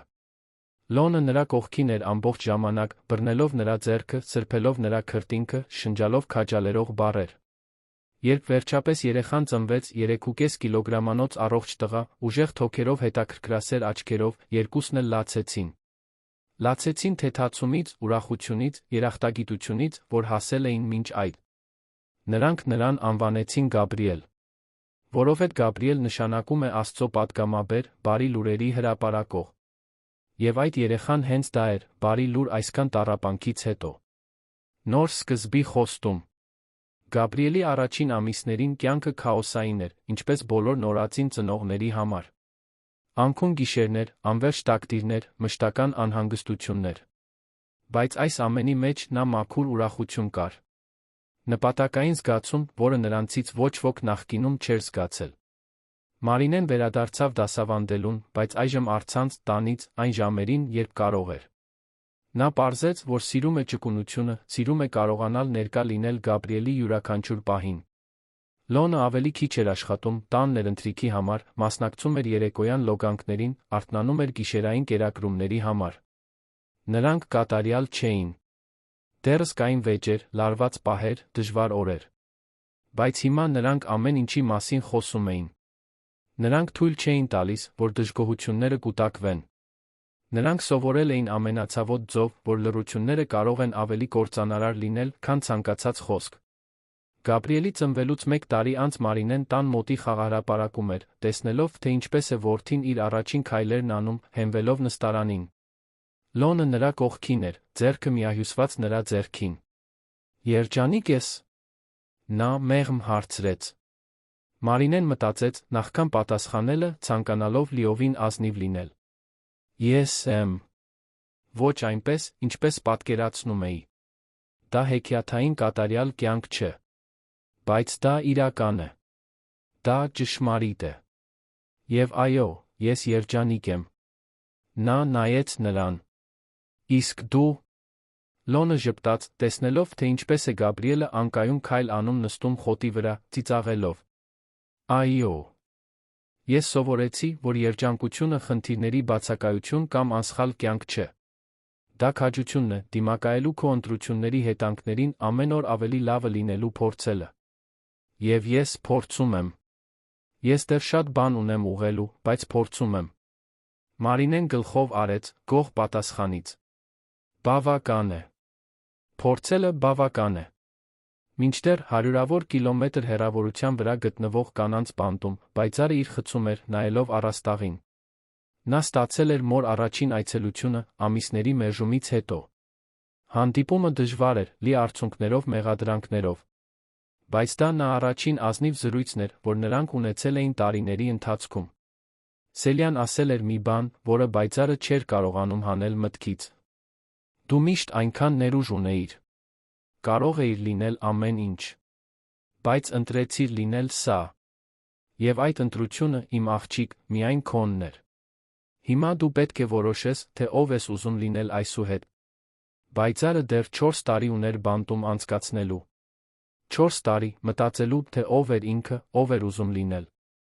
Նա սկսել էր հաճախել բանտային համակարգի կողմից առաջարկվող թերապիայի նիստերին։ Սկզբում պարզապես հարմարավետության համար, պատժի մեղմացման գործընթացում լավ լինելու համար։ Բայց աստիճանաբար նա սկսում էր իսկապես լսել, թե ինչ էր ասում հոգեբանը։ Ինքն իրեն դիմակայելը ցավոտ էր։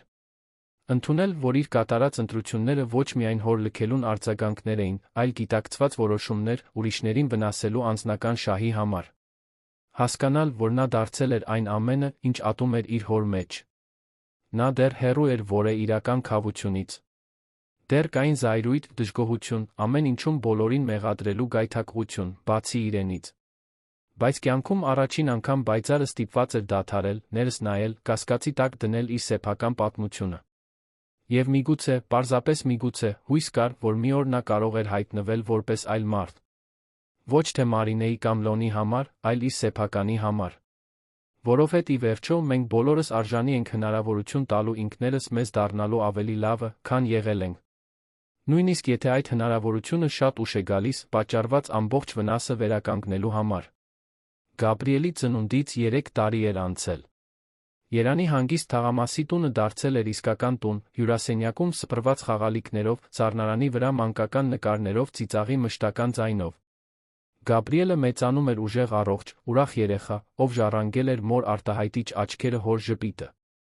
Մարինեն իր ժամանակավոր գրասենյակում էր, հյուրասենյակում ավարտում էր իր առցանց դասի նյութերի պատրաստումը, երբ դռան զանգը լսեց։ Նա հյուրեր չէր սպասում։ Երբ դուռը բացեց, զարմացավ, տեսնելով Սելիա Մոնտերյանցին, բայցարի մորը։ Կինը ավելի ծեր էր թվում, քան վերջին անգամ, երբ նրանք տեսել էին միմյանց, բայց նրա դեմքին խաղաղություն կար, որը նախկինում չկար։ Տիկին Սելիա, խնդրում եմ, ներս եկեք։ Մարինեն ամբողջությամբ բացեց դուռը, ժեստ անելով դեպի սենյակը։ Շնորհակալություն, որ ընդունեցիք առանց նախազգուշացման։ Գիտեմ, որ ներխուժում է։ Երբեք։ Նստեք, սուրճ կպատրաստեմ։ Մինչ Մարինեն խոհանոցում սուրճ էր պատրաստում, Սելիան նայում էր տան շուրջը։ Նա տեսավ Գաբրիելի լուսանկարները պատին, ակնհայտ երջանկությունը պատկերներում։ Նա սրտում ցավ զգաց, մտածելով, թե ինչպես էր իր աղջիկը վատնում նման բան ունենալու հնարավորությունը։ Երբ Մարինեն վերադարձավ բաժակներով, Սելիան անմիջապես անցավ գործի։ Ես այստեղ եկա, որովհետև բայցարը 3 ամսից դուրս կգա բանտից։ Լավ վարքագիծ, վերականգնողական ծրագրերին մասնակցություն, պատժի մեղմացում։ Նա կատարել է 5 տարվա պատժի 3.5 տարին։ Մարինեն կրծքավանդակում սեղմում զգաց, բայց ձայնը հանգիստ պահեց։ Եվ ինչպես է նա։ Տարբեր։ Իսկապես տարբեր։ Գիտեմ, որ կարող է թվալ, թե սա ասում եմ, որովհետև նրա մայրն եմ, բայց դա միայն դա չէ։ Նա ինտենսիվ թերապիա է անցել այս ամբողջ ընթացքում։ Մասնակցել է աջակցության խմբերին։ Սկսել է հաշվապահության տեխնիկական դասընթաց, հեռակա ուսուցմամբ։ Եվ ամենակարևորը, նա վերջապես դադարել է փախչել իրենից։ Սելիան մի կում սուրճ խմեց, նախքան շարունակելը։ Նա խնդրեց ինձ այստեղ գալ։ Ուզում էր ձեզանից թույլտվություն խնդրել, նամակ գրելու։ Ոչ թե ներողություն խնդրելու կամ իր արածն արդարացնելու համար, այլ ձեզ շնորհակալություն հայտնելու համար։ Շնորհակալություն ձեր քաջության համար, նրան բացահայտելու։ Նրան բացահայտելու։ Նրան ստիպելու դադարել։ Նա ասում է, որ եթե դուք դա չանեիք, նա կշարունակեր կործանել կյանքեր, ներառյալ իր սեփականը։ Բանտը փրկել է նրան իրենից։ Դրանք նրա խոսքերն էին։ Մարինեն մի պահ լուռ մնաց, մտածելով. Ես ընդունում եմ նամակը։ Բայց պետք է հստակեցնեմ, որ դրանից բացի այլ կապ չեմ ուզում։ Ոչ թե զայրույթից կամ չարությունից, այլ որովհետև այն կյանքը, որ ես հիմա կառուցել եմ, տեղ չունի այդ անցյալի համար։ Ես առաջ եմ շարժվել, նա նույնպես պետք է առաջ շարժվի։ Ես հիանալի հասկանում եմ։ Եվ հենց դա էի ասել նրան։ Դուք պետք է ապրեք ձեր կյանքը առանձին։ Սելիայի հեռանալուց հետո Մարինեն երկար ժամանակ նստած մնաց սենյակում, մտածելով։ Երբ Լոնը Գաբրիելի հետ աշխատանքից եկավ, ում նա վերցրել էր մանկապարտեզից, նա պատմեց այցելության մասին։ Ինչպես ես զգում քեզ դրա հետ կապված։ Լոնը հարցրեց, Գաբրիելին հատակին դնելով, որպեսզի նա կարողանա խաղալ։ Խաղաղ, իրականում։ Կարծում եմ, լավ է իմանալ, որ նա փորձում է փոխվել։ Դա չի փոխում այն, ինչ տեղի ունեցավ, բայց ավելի լավ է, քան այլընտրանքը։ Լոնը մոտեցավ, գրկեց Մարինեին հետից, գզակը դնելով նրա ուսին։ Դու անհավանական ես, գիտես։ Քո ներելու ունակությունը, առաջ շարժվելու, առանց դառնություն կրելու։ Ես դեռ քեզանից եմ սովորում։ Մարինեն շրջվեց դեպի նրան։ Եվ կարծում ես, հեշտ էր։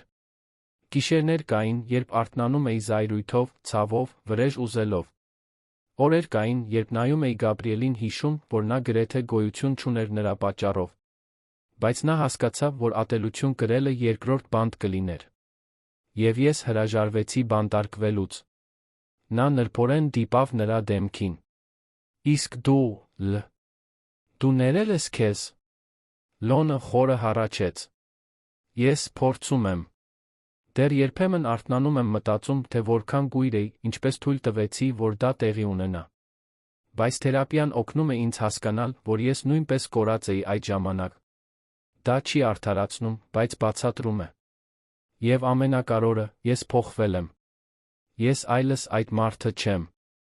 Ոչ, այդպես չէ։ Մարինեն համաձայնեց, ժպտալով։ Գաբրիելը վազեց նրանց մոտ, գրկելով երկուսի ոտքերը բարձր ծիծաղելով։ Նրանք նայեցին իրենց որդուն, այդ փոքրիկ արարածին, ով ներկայացնում էր այն ամենը, ինչ նրանք հաղթահարել էին, այն ամենը, ինչ նրանք ձեռք էին բերել։ Մի քանի շաբաթ անց պայծառի նամակը հասավ։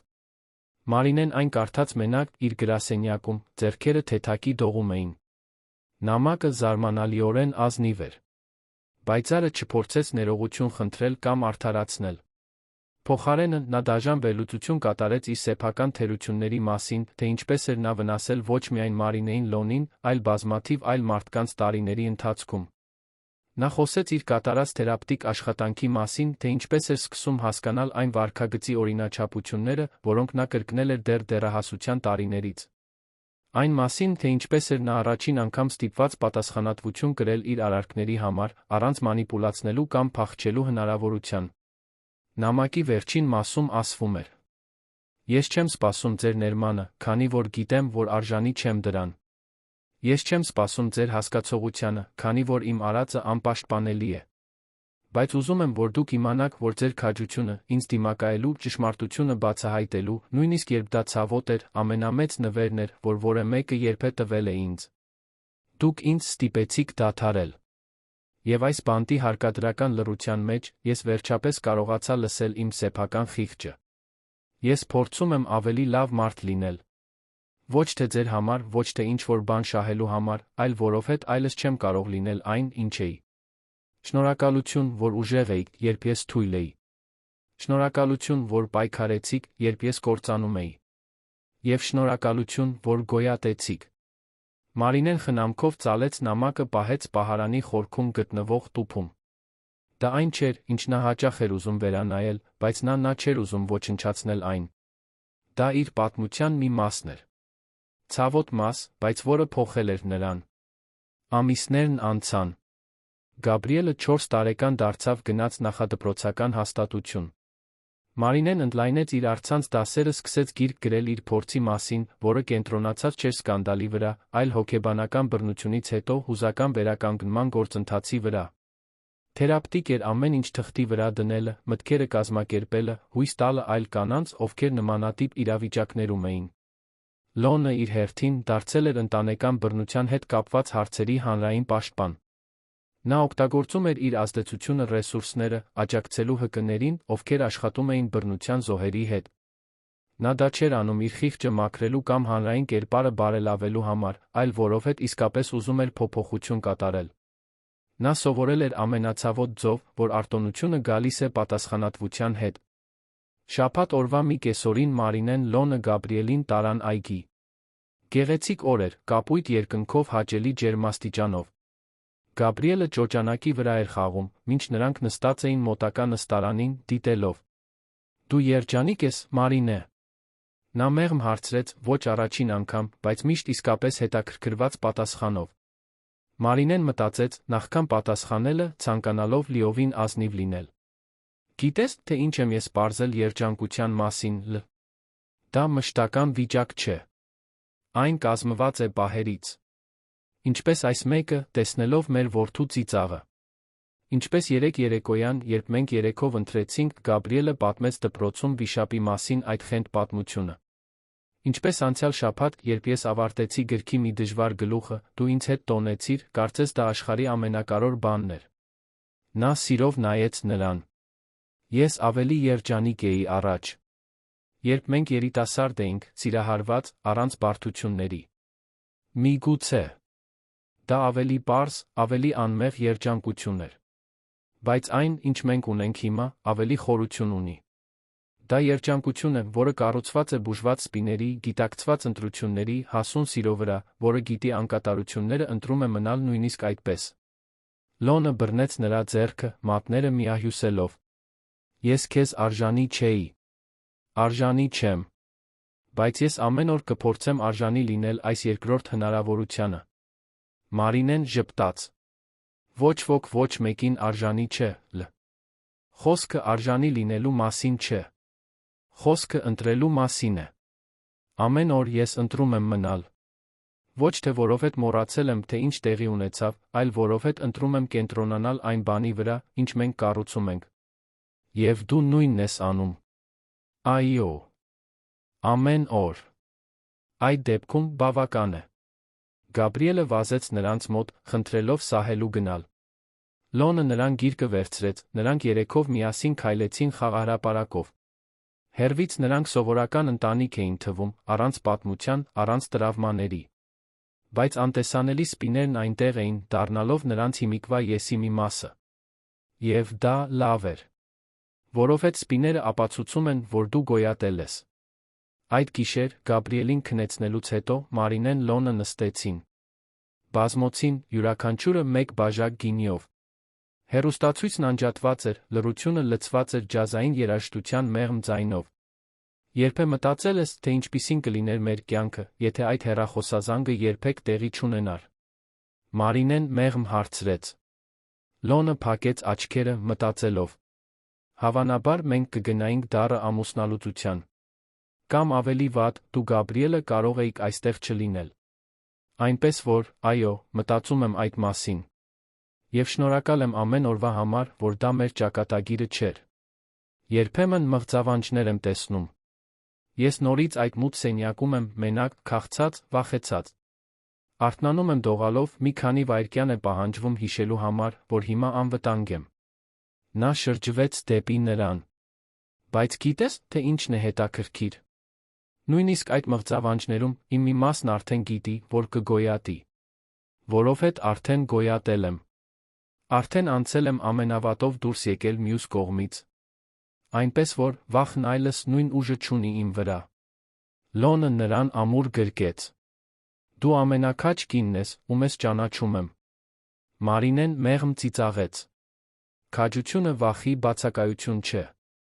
Դա այն է, ինչ պետք է անել, նույնիսկ վախենալով։ Եվ ես սովորում եմ, որ մենք բոլորս ավելի քաջ ենք, քան կարծում ենք։ Մենք պարզապես պետք է ստիպված լինենք բացահայտել դա։ Նրանք գրկախառնված մնացին հարմարավետ լռության մեջ, յուրաքանչյուրն ընկղմված իր սեփական մտքերի մեջ, բայց կապված ֆիզիկական ներկայությամբ։ Քաղաքի մյուս կողմում, պարզ թաղամասի փոքր բնակարանում, պայծառն ավարտում էր իր պայմանական վաղաժամկետ ազատման վերջին օրը։ Նրա ձերբակալությունից 5 տարի էր անցել։ Նա աշխատում էր փոքր հաշվապահական գրասենյակում, ստանալով համեստ աշխատավարձ։ Ապրում էր մենակ, պահպանում կարգապահ առօրյա, շարունակում շաբաթական թերապիաներին։ Նրա կյանքը անճանաչելի էր, համեմատած նախկինի հետ։ Առանց շքեղության, առանց մանիպուլյացիաների, առանց բարդ ստերի։ Դա ազնիվ, պարզ կյանք էր, զարմանալիորեն բավարարող այն ձերով, որոնք նա երբեք չէր պատկերացրել։ Մի անգամ նա խնդրել էր տեսնել Մարինեի Գաբրիելի լուսանկարները, մոր միջոցով։ Սելյան տատանվեց, բայց ի վերջո ցույց տվեց Մարինեի սոցիալական ցանցերի մի քանի հրապարակային լուսանկարներ։ Պայծառը երկար նայեց այդ պատկերներին։ Ճառագող Մարինե, ժպտացող Գաբրիել, ներկա ներգրավված Լոն։ Այն ընտանիքը, որը նա գրեթե կործանել էր, բայց որը գոյատել բարգավաճել էր առանց նրա։ Նա տխրություն զգաց, բայց ոչ նախանձ։ Այլս ոչ։ Նա շատ էր աշխատել թերապիայի մեջ, հասնելու այս կետին։ Հասկանալ, որ նրանց երջանկությունը չէր նվազեցնում իրենը։ Որ դա մրցակցություն չէր։ Որ նա կարող էր կառուցել իր սեփական կյանքը, առանց ուրիշի կյանքը գողանալու։ Նրա թերապևտը միշտ ասում էր, որ քավությունը ճակատագիր չէ, այլ ամենօրյա ճանապարհ։ Եվ պայծառը այդ ճանապարհին էր, օր առ օր։ Ոչ թե Մարինեի կամ Լոնի կողմից ներվելու համար, այլ հայելու մեջ նայելու տեսած մարդուն ճանաչելու համար։ Մի քանի ամիս անց Մարինեն գրախանութում էր, ներկայացնելով իր գիրքը։ Վերնագիրն էր «Գոյատել լռության մեջ։ Անտեսանելի բռնությունից մինչ գտնված ձայնի ճանապարհորդություն»։ Ավտոգրաֆների հերթը ձգվում էր խանութի ամբողջ երկարությամբ։ Բոլոր տարիքի կանայք, ոմանք արցունքներով աչքերին, ոմանք վճռական ժպիտներով, բոլորը կիսվում էին իրենց սեփական պատմություններով։ Մի կին մասնավորապես գրավեց Մարինեի ուշադրությունը։ Նա մոտ 30 տարեկան էր, հղի, խորս շրջանակներով աչքերի տակ, որոնք Մարինեն անմիջապես ճանաչեց։ Շնորհակալություն այս գիրքը գրելու համար։ Կինը շշնջաց, գիրքը կրծքին սեղմելով։ Ես հիմա նմանատիպ բան եմ ապրում։ Եվ ձեր գիրքը ինձ քաջություն տվեց օգնություն փնտրելու։ Մարինեն ամուր բռնեց կնոջ ձեռքը։ Դու մենակ չես։ Երբեք մենակ չես։ Եվ օգնություն խնդրելը թուլություն չէ։ Դա ամենաքաջ բանն է, որ կարող ես անել։ Նրանք մի քանի րոպե զրուցեցին, Մարինեն տվեց աջակցող կազմակերպությունների կոնտակտներ, շտապ օգնության համարներ, քաջալերող խոսքեր։ Երբ կինը հեռացավ, նրա աչքերում վճռականություն կար, որը չկար, երբ նա եկավ։ Լոնը, ով կողքին էր, դիտելով, շշնջաց Մարինեին. Դու իսկապես փոփոխություն ես անում։ Մարինեն ժպտաց, տեսնելով սպասող կանանց հերթը։ Մենք փոփոխություն ենք անում։ Որովհետև դու նույնպես այստեղ ես, ցույց տալով, որ տղամարդիկ կարող են փոխվել, կարող են ավելի լավը լինել։ Դա կարևոր է, շատ կարևոր է։ Միջոցառման ավարտին, հոգնած, բայց գոհ Մարինեն նայեց վաճառված գրքերի կույտերին։ Յուրաքանչյուրը ներկայացնում էր մի պատմություն, մի կին, ով փնտրում էր պատասխաններ, հույս, վավերացում։ Եվ եթե իր ցավը կարող էր օգնել նույնիսկ մեկ մարդու, ապա ամեն ինչ արժեր։ Տարիներն անցան։ Գաբրիելը մեծացավ, գնաց տարրական դպրոց, ընկերներ ձեռք բերեց, զարգացրեց իր յուրահատուկ անհատականությունը։ Մարինեն Լոնը միասին ծերացան, մոխրագույն մազեր հայտնվեցին, կնճիռներ աչքերի շուրջը, բայց նա մի խաղաղություն, որը չունեին, երբ ավելի երիտասարդ էին։ Նրանք երբեք չմոռացան, թե ինչ տեղի ունեցավ։ Խոսքը մոռանալու մասին չէր։ Խոսքը այդ փորձը իրենց եսի մեջ ինտեգրելու մասին էր, թույլ տալով, որ սպիները դառնան իրենց պատմության մի մասը, առանց նրանց ամբողջությամբ սահմանելու։ Իրենց ամուսնության 10-րդ տարեդարձին, որը նա 7 տարի էր այդ ճակատագրական հեռախոսազանգից հետո, Մարինեն Լոնը մենակ ընտրեցին, Գաբրիելին թողնելով տատիկ-պապիկների մոտ։ Ռեստորանում Լոնը Մարինեին ծրար տվեց։ Ինչ է սա։ Բացիր։ Ներսում իրավական փաստաթուղթ կար։ Լոնը Մարինեի անունով հիմնադրամ էր ստեղծել, կենտրոնացած ընտանեկան բռնության հոգեբանական բռնության զոհ կանանց աջակցելու վրա։ Նա հիմնադրամին զգալի միջոցներ էր հատկացրել իր անձնական կարողությունից։ Սա։ Դա կամ երթումների թարմացում էր, անկեղծ ասած, կարծում էի, որ սա ավելի մեծ փոփոխություն կմտցնի։ Նա ժպտաց։ Ինձ արարողություն պետք չէ իմանալու համար, որ ես ուզում եմ իմ կյանքի մնացած մասը անցկացնել քո կողքին։ Բայց ուզում եմ, որ աշխարհն իմանա, որ այն, ինչ դու գոյատեցիր, ինչ հաղթահարեցիր, կարևոր է։ Եվ որ այլ կանայք նույնպես կարող են հաղթահարել։ Մարինեն լացեց, բայց դրանք ուրախության արցունքներ էին։ Երախտագիտության։ Ապագայի հույսի։ Նույն գիշեր, քաղաքի մյուս կողմում, Բայցարն ընթրում էր իր մոր հետ պարզ ռեստորանում։ Սելյան պատմում էր Լոնի ստեղծած հիմնադրամի մասին, նորություններում կարդացել էր դրա մասին։ Երբե մտածել ես նորից փորձել նրանց հետ խոսել։ Սելյան զգուշորեն հարցրեց։ Բայցարը գլխով արեց։ Ոչ, մայրիկ։ Այդ գլուխը փակված է։ Եվ պետք է այդպես լինի։ Նրանք առաջ են շարժվել, ես առաջ եմ շարժվել։ Ինձ նրանց ներումը պետք չէ իմ կյանքն ապրելու համար։ Ես արդեն ներել եմ ինձ, որքան հնարավոր է։ Եվ դա բավական է։ Սելյան ժպտաց, հպարտ իր աղջկանով, ով այսքան տառապանքից, այսքան սխալից հետո վերջապես գտնում էր իր սեփական ճանապարհը։ Ազնիվ ճանապարհ, նույնիսկ եթե դժվար։ Ավելի շատ տարիներ անցան։ Գաբրիելը մեծացավ, դարձավ կարեկցող գիտակից երիտասարդ, շատ ազդված այն պատմություններից, որոնք նա մեծացել էր լսելով, այն գործերից, որոնց աջակցում էին իր ծնողները։ Երբ ինչ-որ մեկը հարցնում էր իր ընտանիքի մասին նա հպարտությամբ էր խոսում ծնողների մասին, ովքեր դիմակայել էին դժվարություններին ընտրել դրանց հետ միասին աճել։ Մարինեն երկու գիրք հրատարակեց, դարձավ պահանջված բանախոս, բայց միշտ պահպանում էր իր ոտքերը գետնին։ Երբեք չմոռացավ, թե որտեղից էր եկել, գրականության ուսուցչուհուց, ով մի օր էր, կնոջից, ով գրեթե կորցրեց ամեն ինչ։ Լոնը դարձավ Բրազիլիայում սոցիալական գործերի հիմնական ֆինանսավորողներից մեկը, բայց միշտ Մարինեին էր վերագրում փոխակերպումը։ Դու ինձ սովորեցրիր, որ խոցելիությունը թուլություն չէ, նա հաճախ էր ասում։ Դու ինձ սովորեցրիր, որ սխալները ընդունելը դրանք շտկելու առաջին քայլն է։ Իսկ պայծառը։ Նա շարունակեց իր պարզ ազնիվ կյանքը։ Երբեք չամուսնացավ, երբեք երեխաներ չունեցավ։ Բայց նա բավարարություն գտավ իր աշխատանքում, իր առօրյայում, կարողանալով առանց ամոթի նայել հայելու մեջ։ Դա այն շքեղ կյանքը չէր, որը նա մի օր պատկերացնում էր, բայց դա իսկական էր։ Եվ դա ավելի արժեքավոր էր, քան ցանկացած շքեղություն։ Երբեմն լուռ օրերին պայծառը մտածում էր Մարինեի մասին։ Ոչ թե նախանձով կամ զայրույթով, այլ երախտագիտության տարօրինակ ձով։ Մարինեն բավականաչափ ուժեղ էր, նրան բացահայտելու, նրան փոխվել ստիպելու համար։ Եվ փոփոխությունը պայծառը սովորեց, թե ցավոտ էր, ամենամեծ քողարկված օրհնությունն էր։ Իրենց ամուսնության 15-րդ տարեդարձի երեկոյան Մարինեն Լոնը տան բակում էին, նայելով աստղերին։ Գաբրիելն արդեն համալսարանում էր, հետելով իր սեփական երազանքներին։ Տունը լուռ էր այնպես, ինչպես հազվադեպ էր, երբ նա երեխա էր։ Զղջում ես որե բանի համար։ Մարինեն մեղմ հարցրեց։ Լոնը երկար մտածեց։ Զղջում եմ, որ քեզ ցավեցրի։ Զղջում եմ, որ կույր եսասեր էի։ Բայց չեմ զղջում վերջնական արդյունքի համար։ Որովհետև դա մեզ բերեց այստեղ։ Եվ այստեղ քեզ հետ, այն կյանքով, որը մենք միասին կառուցեցինք, հենց այնտեղ եմ ուզում լինել։ Նա շրջվեց դեպի նրան։ Իսկ դու։ Ես զղջում եմ տառապանքի համար։ Վախի համար։ Այն պահերի համար, երբ մտածում էի, որ չեմ գոյատի։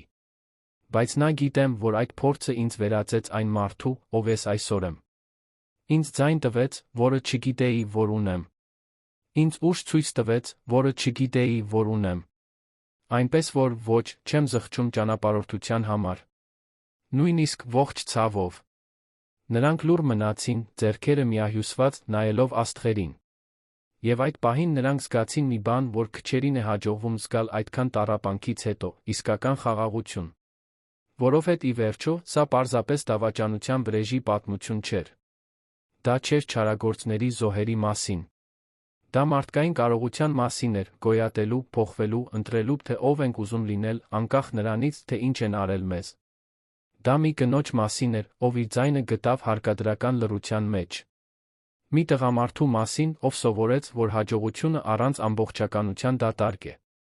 Մի այլ կնոջ մասին, ով շատ ուշ հայտնաբերեց, որ գողացված երջանկությունը երբեք չի կարող իսկական լինել։ Եվ հիմնականում դա նորից սկսելու քաջության մասին էր։ Սերն ատելության վրա ընտրելու։ Աճը դառնության վրա ընտրելու։ Կյանքը ընտրելու, անցյալի կողմից քեզ սահմանելու գայթակղության փոխարեն։